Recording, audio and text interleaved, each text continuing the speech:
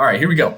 So what we're going to be talking about today is how to use your natural biology to become healthier and more attractive, right? So the first thing I want to break down is the three key internal systems. We have our hormonal system, we have our gut health, and then we have what is really the command center, the nervous system.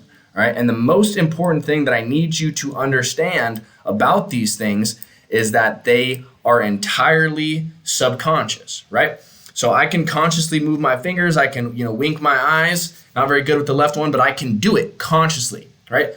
These systems function with no logic whatsoever, okay? Entirely subconscious, right? And this is important to understand because while you can consciously know that a particular action is going to benefit you, your body can still perceive this as a threat to your survival, right? And that is what our biology is really wired around, survival, right? So here is going to be an example of an irrational survival threat. Now, bear with me as I go through this section here, and then we're going to apply it to your goals, and it'll really all start to tie together and make sense, right? So everybody's been in this situation. You're out in public, you see a pretty person, you think to yourself, man, I would love to tell that person that they are pretty, right? But what happens is you start to contemplate approaching them, your body begins to react. Your heart rate increases, your breathing gets shallow, and your mind begins to race, right? And what's happening is your mind is starting to scan for threats. So you start thinking of every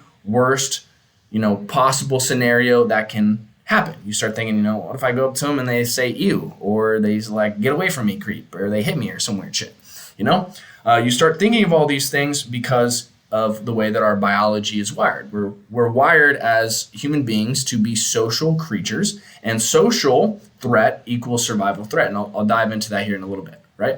So what's actually going on? Why does this happen? Well, as I said, over thousands of years, you evolved to survive, not to thrive. And that required three main things. The first thing was that you maintained access to the group. If you were socially rejected and you were cast out from the tribe, then you lost resources. You lost your ability to mate. You had no more access to the shared resources that were gathered by the tribe, such as food. You lost protection from predators, and overall, your chances of survival decreased drastically.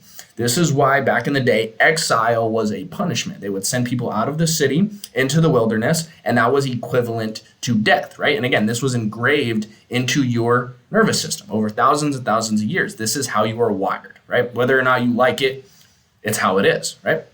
The second thing that we had to do is we had to avoid physical harm, right? If you were injured, then you couldn't hunt effectively, you couldn't gather, you became a target for other tribes or predators, and you lowered your status, right? Nobody wanted to mate with you. If you were beat up, had a broken leg, you're just not functional, dude. How are you gonna get it? How are you gonna get it in if you're all beat up and stuff, right? And so the final thing we had to do was we had to conserve energy, right? This was our absolute most valuable resources because food wasn't guaranteed.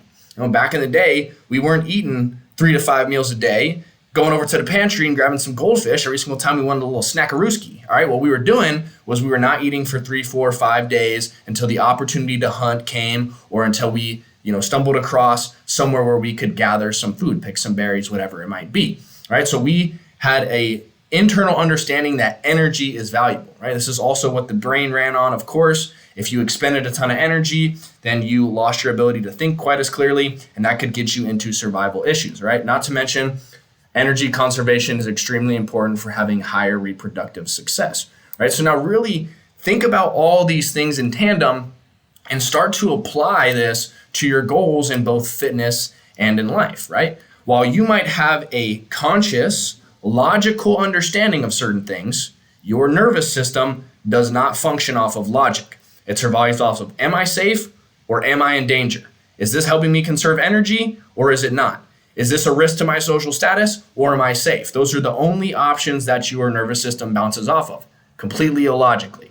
All right, so while you might rationally know that talking to an attractive person won't kill you, that working overtime for more money won't kill you, that training harder in the gym won't kill you, eating in a slight deficit to lose weight won't kill you, and in fact might benefit your life, your nervous system sees that as a threat, right? Because it is completely irrational. It sees all those things as a risk to your survival, right? So here's how we actually begin to solve this problem, right? Because this is exactly why you might find yourself truly wanting change, knowing exactly what to do, but then instead repeating patterns that only bring you farther away from it or keep you stagnant in the place that you're trying to get out of. So it's extremely important that we understand this, solve this problem so that we can move forward in our lives, achieve our goals, be the person that we are meant to be, right? Now, the very first thing that we need to do, absolutely mandatory, is we need to have self-awareness.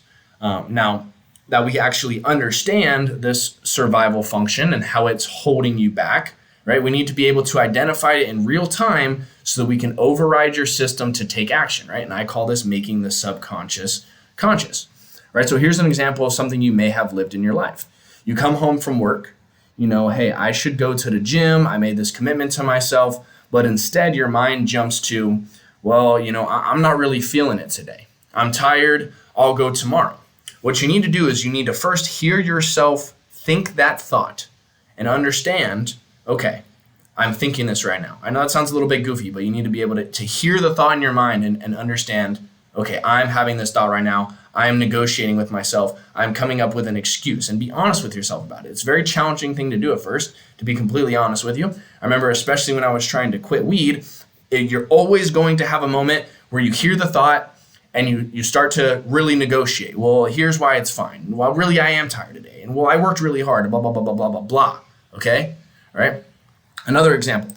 Maybe you find a new diet or an exercise program that you think is going to work for you. But again, your mind jumps to, you know, the exercise program. It looks good, but, you know, I'm not ready. And I need to do a little bit more research first. I think maybe I'll start next week. Again, hear yourself think that thought and think, okay, there it is. There's the negotiation. Right? And then we need to correctly label the thought. This is going to be our second step. Okay. So once you've observed your thinking, congratulations, you've now unlocked metacognition, thinking about your thinking, being able to observe your thought in real time and have a thought about that thought itself. Right? It gets a little bit confusing, but it's pretty interesting stuff. Okay. Now, again, we need to be able to label the thought accurately so we can consciously alter it to our benefit. What I call this is thought transmutation, right? We're turning lead into gold, something that's holding us back into something that's going to move us forward, okay? So again, for that first example, where we're convincing ourselves that we're tired and that we're going to go to the gym tomorrow, your thought process should sound like this, okay? Recognize the thought, okay, there it is. I hear myself negotiating with myself and understand exactly what's going on.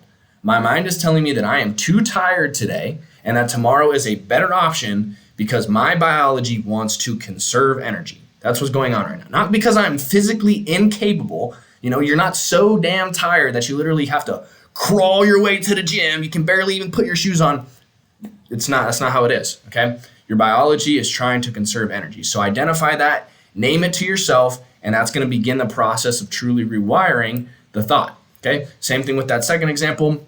You're thinking to yourself, I need more research. I'll wait till next week, okay? What's really happening is, and have this thought to yourself, my mind is trying to convince me that I need to understand this more and wait until next week because I don't want to go to the gym and look stupid. I don't want to do the wrong thing. So instead, I'm going to avoid this because I don't want to feel humiliated in front of other people. My biology wants me to maintain access to the group. You don't want to be embarrassed, and that's a very normal human thought, but it is not going to ever move you closer to your goals, okay? Now, once we have, correctly done both of those things, the next thing that we're going to do is we're going to reframe the threat. We're going to have a true understanding of what the real danger is, because the real danger is not going to the gym when you feel like you're a little bit tired. It's not going to the gym and feeling a little bit goofy, right? Because if you don't feel stupid, you're not learning, all right? That is very, very important, right? So again, we bounce back to that first example, okay? You've understood, you've heard the thought, you realize, hey, I'm just trying to conserve energy, you name it out loud. All right, this is going to be the part where you have to call yourself out with brutal honesty, right? And convince yourself of the truth. I am not really too tired to go to the gym. My nervous system is negotiating against me. I am trying to protect myself from effort, but effort is the price for the body that I want and the life that I want, okay? Right? So now we have heard and identified that thought. We've now began to reframe and understand what the true threat is, okay? And again, for that second example, for another one, you didn't want to go to the gym. You said, hey, I'm going to wait until next week. I need to understand this a little bit better. You now have kind of called yourself out a little bit and you understand that your biology wants to stop you so that you can maintain access to the group, not, have any problem with your social standing. And so now what we need to do is, again, take that thought, take that understanding, and speak to ourselves honestly. Reframe it, okay? No, I shouldn't wait until next week. I don't need to go and understand everything perfectly. I need to get started today. I shouldn't wait. I'm just scared to look stupid. But the real threat is not looking dumb. It is staying the same. It's repeating this cycle like I have over and over and over again. All right? And then we close the loop with action. So finally, what we're going to do here is, again, close the loop by doing the thing we have been avoiding. This, over time, is going to train your nervous system to understand that you will survive pushing through the discomfort, right? And that is what needs to be trained. The whole thing is just about survival threat, survival threat, survival threat. So you can rewire it, create the new threat, which is staying the same, right? And start to have this be ingrained in your subconscious mind. Staying the same as the threat, pushing through discomfort is the way to true survival and true freedom. Then it's going to be a lot easier for you to do anything that you put your mind to, right? One of my favorite sayings that I recommend everybody use is, if you again have yourself, catching these thoughts where you think, I don't want to do this, say, I don't want to do this, and that's exactly why I should, right? Once you've closed that mental loop, we must move immediately, okay? I don't want to, and that's exactly why I should. We get ready for the gym, we leave, we arrive, we execute, and we give our brain an opportunity to learn through experience that we will survive, no matter what the example is, right? I'm a little nervous. I might look like a goofball. Maybe someone will see me and think, what a nerd. Well, guess what? Their opinion doesn't matter. The only thing that matters is that you show up every single day for yourself and that you build the opinion on yourself that you are the person who follows through, okay? So same thing. I don't want to. That's exactly why I will. You get ready for the gym, you leave, and you execute. Okay, the brain learns through experience that you will survive. And this applies to every situation, not just the gym. If you're having trouble cooking for yourself and you think, man, I should just go out, I don't want to cook, and that's exactly why I should. All right, you will survive. Even if you're tired, you have the energy to cook. All right, now the outcome, every single time that you do this, your nervous system learns to regulate itself through discomfort instead of avoiding it.